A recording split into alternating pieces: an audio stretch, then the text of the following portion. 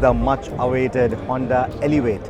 I'm going to call it I'll Wait, because you see, Honda has completed 25 years in India and they've made their fans wait for a rather long time for this SUV, that proper Creta rival. Let me give you a closer look. The front end is the most pretty angle for this car, or should I say the most imposing angle, because they've given it a rather upright grille, and it's a huge grille. In fact, in the white color, it almost looks like a mini Land Cruiser, and that's with all the horizontal detailing that you see for the headlights, and that interfacing with this upright grille. I think that front end looks really good. And if we move to the side, it's got 7-inch rims, shod with 215 section tires, so that's broader tires, broader rubber than the Honda City.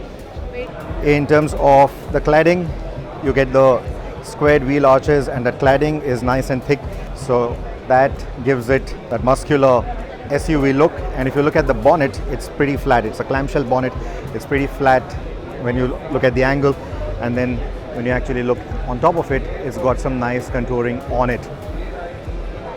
The windscreen is quite sharply raked, not too upright here. It may not look very tall to you, but honestly, it is quite a tall car, at least in terms of the dimensions. It's taller not just than the Volkswagen Tiguan and the Kushaq, but also taller than the Seltos or the Creta. And in terms of the width, it is wider than the Volkswagen siblings, the Tiguan and the Kushaq. And the wheelbase is as much as the Tiguan.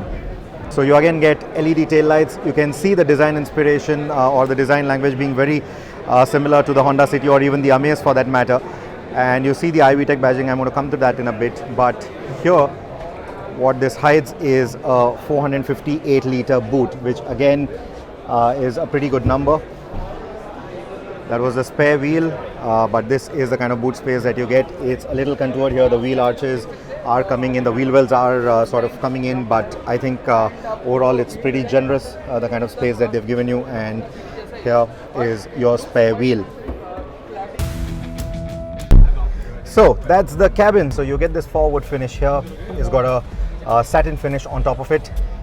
And then you get this dark brown upholstery. It's not the typical beige upholstery that we see with Honda and Hyundai cars. This is a nice brown upholstery that you get here. That brown and black, that interface is looking quite nice. You get a 10.25-inch screen up here. You can see the reversing camera feed coming through. So it doesn't get a 360-degree camera, you get a reversing camera. And there, if you see underneath, yeah, that's Ritesh pointing that out. So that is the lane watch camera, so it will tell you if anyone is in your blind spot. That is the steering wheel for you, multifunction steering wheel.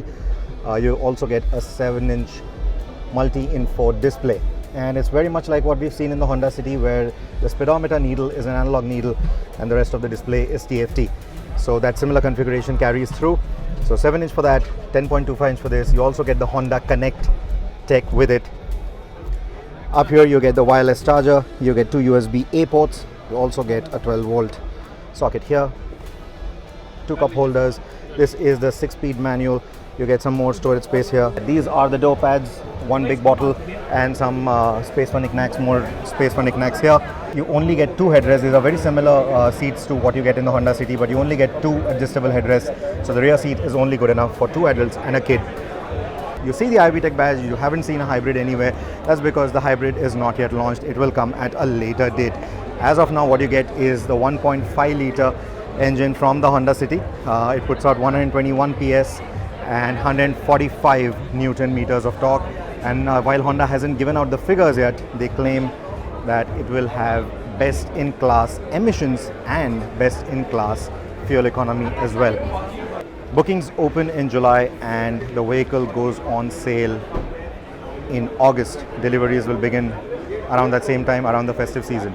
And in terms of the safety, despite that upright grille, despite the tall stance of the front end, pedestrian safety is going to be best in class, is what Honda says. And you can see the camera right here. It also comes with the Honda sensing technology. The ADAS functions will come to most of the variants of this car, is what we are told, which tells me that the starting price for this vehicle is going to be slightly on the higher side.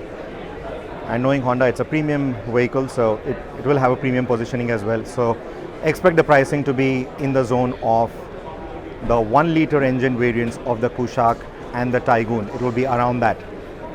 And when the hybrid comes out, it will compete with the likes of the Grand Vitara hybrid or the High Rider hybrid.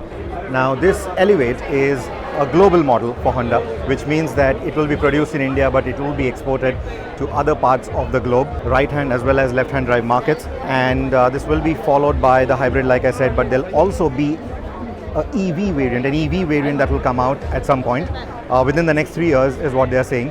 And in terms of the EV, I expect a battery capacity of between 45 to 55 kilowatt hours.